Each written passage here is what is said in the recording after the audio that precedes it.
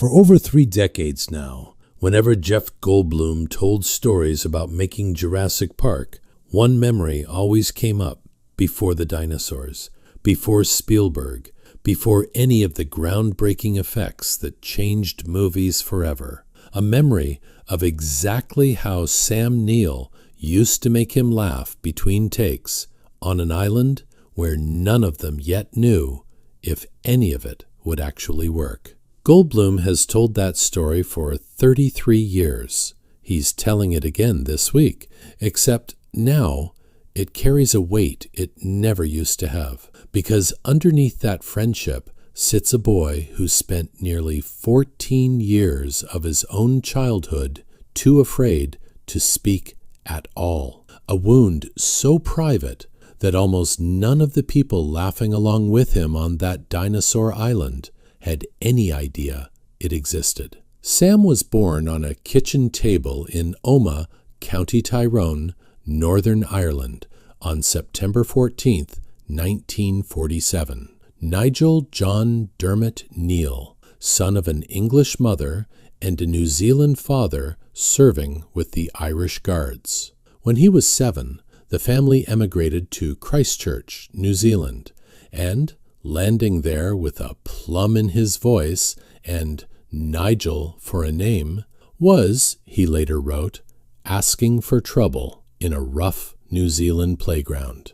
He picked up the nickname Sam to avoid confusion with a childhood friend also named Nigel, and it stuck for life. What almost nobody outside his closest circles understood for years was how much that transition actually cost him. Sam developed a severe stutter as a small boy, one serious enough that it swallowed most of his childhood whole.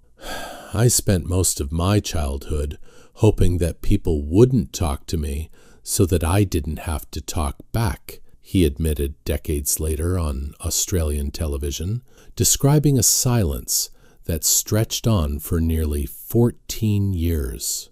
Relief came gradually, first through an Outward Bound course, the kind of physically demanding program built around running across logs and falling into rivers, and then through debate and drama at university, where studying English literature led him into a production of Macbeth and into the realization that performing as someone else somehow loosened a voice that had stayed locked for over a decade. It was at Victoria University of Wellington, inside that same drama circle, that Sam met a fellow student named John Clark, a fast-talking young New Zealander who'd go on to become one of Australasia's most beloved satirists. Nobody in that university theater group could have known it then, but the friendship forming between them in the late 1960s would end up outlasting nearly every professional relationship either man built afterward. Decades later, they'd finally worked together on screen in the 1990 comedy Death in Brunswick, and Sam would call it probably the happiest experience I've ever had on a film, a remarkable claim from a man who by then had worked with Meryl Streep and Sean Connery. His screen career carried him a long way from that Christchurch playground, with an international breakthrough with Sleeping Dogs in 1977, leading roles in My Brilliant Career in 1979, and a screen test for James Bond that ultimately went to Timothy Dalton instead. Through all of it, his parents remained a steady, adored presence.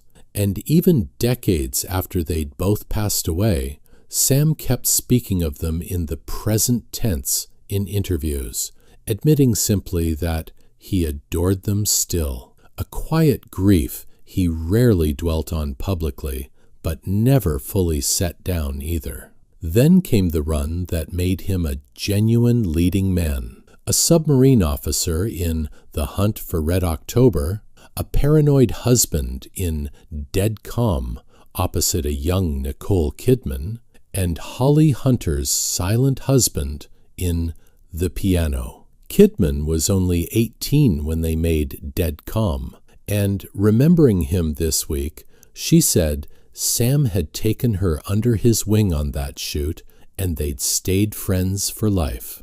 It was on that set in 1989 that Sam met makeup artist Noriko Watanabe. "I opened the door and I thought, oh my God," he admitted. They married that year, and daughter Elena arrived in 1991, joining son Tim, born in 1983, to actress Lisa Harrow. There was an earlier chapter, too, one Sam kept almost entirely private for over 2 decades. In his early 20s, long before fame, long before any kind of stable life at all, he'd fathered a son who was placed for adoption. Father and son didn't find each other again until 1994, a reunion Sam treated with the same quiet discretion he brought to most of his private life, a second chance at fatherhood that arrived decades later than either of them could have planned for. Sam opened his own memoir with a memory of Elena as a small child, a teacher asking her class what each parent did for work. When it came to describing her famous actor father, Elena's answer was, Sam wrote, both perceptive and entirely accurate. "My daddy sits in caravans," she said, meaning trailers, meaning the endless hours actors spend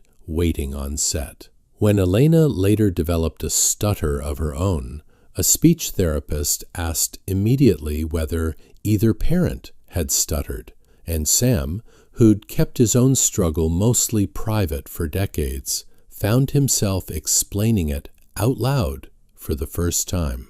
"It's more or less an inherited condition," the therapist told him, news to him even after living with it his whole life. He became one of the most openly candid public figures anywhere on the subject, decades before that kind of openness was common. Off camera, Sam built a second life that mattered just as much to him as any role. In 1993, the same year Jurassic Park made him a household name, he founded Two Paddocks, a vineyard in central Otago on land tied to his own family history, counting his very first grapes the same year he was chasing dinosaurs through a Hawaiian jungle for Spielberg. "My wine has many more dimensions than I could possibly aspire to have," he told one interviewer, and on Australian television, promoting a Pinot Noir with a straight face, he simply called it sex in a glass. The farm later became a second, unexpected source of fame as he shared videos of the animals living there online, naming them after famous friends, a lamb for Meryl Streep and another for Michael Caine. That same unbothered confidence carried into his politics, too, which he never hid despite decades of advice most actors receive to stay quiet, becoming, in his final years, an outspoken opponent of a proposed gold mine near his own vineyards, a stance that earned him a public rebuke from a sitting government minister. Sam didn't back down. Then came 2017, a year Sam later described as one of the hardest of his adult life. His marriage to Noriko quietly ended in separation after nearly 3 decades, and that same year, on April 9th, his oldest friend in the world, the same John Clark who'd shared a drama circle with him back in the 1960s, collapsed of a sudden heart attack while bushwalking in Australia, 68 years old, gone without warning. Sam's response, posted within hours, remains one of the rawest things he ever put his name to. "My dear old friend John Clark has died," he wrote, I cannot speak. A devastating sentence from a man who'd spent his whole public life talking openly about nearly everything, including the very speech impediment that phrase seems to echo without ever naming it. Nearly 50 years of shared jokes and shared sets reduced in that moment to 5 words and a full stop. His career only kept widening after that. A tormented wizard in Merlin, the menacing Major Chester Campbell in Peaky Blinders, and Cardinal Wolsey in The Tudors. Then, in 2022, while promoting Jurassic World Dominion, Sam noticed swollen glands. Doctors initially suspected were from undetected COVID. Further tests revealed stage 3 angioimmunoblastic T-cell lymphoma, a rare, aggressive blood cancer. "I'm crook," he wrote bluntly when he began what became his memoir. "Possibly dying. I may have to speed this up." He never bothered learning the precise medical term for his own cancer, preferring instead the description his friend Stephen Fry offered him, calling it simply the horse and pisser. His first round of chemotherapy failed, and doctors moved him onto an experimental drug under an unusual arrangement, treatment-free if he was still alive 4 months later. He was. By his 4th scan, doctors confirmed full remission, and Sam wrote, with evident relief, "I'm a living man, with every intent of going on living and living." In one of his last major interviews with The Guardian, he said it plainly, "I'm not afraid to die, but it would annoy me, because I'd really like another decade or 2. I've got my lovely little grandchildren. I want to see them get big." Which brings the story to the friendship that carried him through nearly all of it. The one that started on a fake dinosaur island in 1993 and never actually stopped. Sam Neill and Jeff Goldblum met on the original Jurassic Park, playing Dr. Alan Grant and Dr. Ian Malcolm opposite each other, and the bond between them nearly ended before it properly began. In September of 1992, while the production was still shooting on the Hawaiian island of Kauai, Hurricane Iniki tore directly through their location. A storm serious enough that Sam later said the entire cast and crew genuinely believed it might kill them. "We all became very close, surviving Hurricane Iniki," Sam told The Hollywood Reporter years afterward, recalling 3 tense weeks on the island before nature destroyed their sets and forced everyone to flee back to Los Angeles.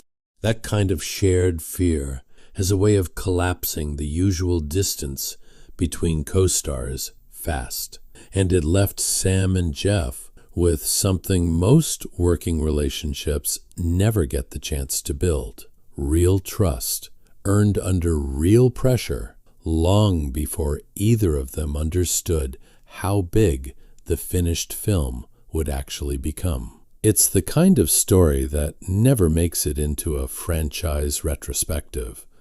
3 grown adults genuinely frightened together in a hotel while a Category 4 hurricane dismantled the sets they'd spent months building, and somehow coming out the other side closer for it. The friendship that followed was built as much on comedy as on crisis. Sam has said for years that he finds Jeff immensely entertaining, someone who could turn even the dullest stretch of downtime into something worth remembering. That reputation got tested properly during the making of Jurassic World Dominion in 2020, when COVID protocols locked the returning cast inside strict quarantine. Unable to leave their hotel or travel anywhere near London for months at a time, Bryce Dallas Howard, who lived through the same bubble, later described spending 4.5 months in a hotel just minutes from set, and Sam credited Jeff directly with making that stretch survivable. It was a lot of fun to have someone who can get on the piano and have a bit of a sing-along. Maybe a dance or two, Sam said, joking that between Jeff and the rest of their beleaguered little group, they had to provide their own entertainment since there was nowhere else to go. What more fun could you have, he added, than Jeff Goldblum and all those other idiots? Those piano sessions weren't just talk either. Video clips surfaced from that same quarantine of the two of them at the keys together, trading verses of the old standard, I Remember You, a private joke between friends that quietly became public proof of exactly how close they'd grown. Sam's own descriptions of Jeff carried a specific teasing affection that only decades of friendship earn. Ian Malcolm brings out the worst in Alan Grant, he joked to one interviewer, explaining that his character stayed quietly jealous of how effortlessly cool Malcolm always seemed, swivel hips and all, while Grant remained just an old paleontologist who'd never once been accused of coolness in his life. Off-screen, the joke ran the other way just as easily. When Jeff's birthday rolled around one year, Sam posted a photo of himself beside a matching pair of Funko Pop figures, his own perfectly ordinary Alan Grant pose next to Jeff's far cheekier Ian Malcolm collectible, captioning it, "Happy Birthday," to his cute mantelpiece avatar and to Jeff's own, more R-rated one. He even needled Jeff about their diverging lifestyles, noting that despite 3 decades of friendship and 30 years running his own vineyard, neither Jeff nor Laura Dern had ever really taken to wine, joking that they were smoothie people, cold-pressed juice people, disappointingly uninterested in everything two paddocks had to offer. It's a small, silly detail, but it captures something real about the shape their friendship actually took over 3 decades, not built on shared habits or even shared taste, but on the simple, durable fact that they made each other laugh consistently for over 30 years across a hurricane, a global pandemic, and every ordinary stretch of time in between. That closeness meant Jeff was among the very first people Sam told when the cancer diagnosis arrived. He shared it with us early on. Jeff later confirmed publicly, adding that Sam stayed in constant touch with him throughout treatment, that he looked fantastic and that he sounded great, and that Jeff simply adored him. When Dominion finally reunited, the 3 original stars on screen, for the first time in almost 30 years, Jeff described the whole experience with a warmth that went well past ordinary press tour enthusiasm, comparing it to a high school reunion he'd never actually attended, but felt certain couldn't possibly measure up. "We had such an unforgettable, life-changing time," he said, explaining that the friendship built on that very first film had changed his life just as much as the movie itself had, and that seeing Sam and Laura's excited faces again after everything, after decades, after a hurricane and a pandemic, and now a cancer diagnosis quietly working in the background, really was unbelievable. On July 13th, 2026, Sam Neill died suddenly in Sydney, surrounded by his family, still cancer-free. The illness that had shaped his final years was never actually the thing that took him. Word reached Jeff within hours, and what he chose to share back wasn't a formal statement written by anyone but himself. He posted the video Bryce Dallas Howard had filmed months earlier. The 3 of them were crowded around a piano, during that same COVID quarantine that had once tested and deepened their friendship. Sam and Laura leaning in close beside him, all three voices loose and unguarded, singing the Beatles' Blackbird together, like they had nowhere else in the world they'd rather be. Underneath it, Jeff wrote only one line: "The next great adventure begins. Love, always and forever. A farewell built entirely out of a memory rather than a headline. Exactly the kind of tribute a man who valued piano sing-alongs over grand speeches would choose to leave behind." He didn't stop there. In the days since Jeff has spoken about Sam the same unguarded way he always did, without pretense, without the practiced distance actors often keep around a colleague's death. He's called him a treasure, a mischief maker, a man impossible not to adore, with language identical to what he used describing Sam while he was still very much alive. Proof that nothing about Jeff's affection for him was ever performed for cameras in the first place. Laura Dern, who'd survived that same hurricane and that same quarantine hotel alongside them, added her own words that week, calling Sam a true and noble gentleman, wrapped up in her dream-leading man, promising she'd love him forever as her Dr. Alan Grant. Even Steven Spielberg, the director who first placed all three of them on that island together back in 1993, wrote that he adored making every Jurassic film with Sam, remembering specifically how strange it always was watching a man that gentle, that devoted to his own children, convincingly play someone irritated by kids on screen. A small, telling contradiction that made his performance work precisely because it ran against his true nature.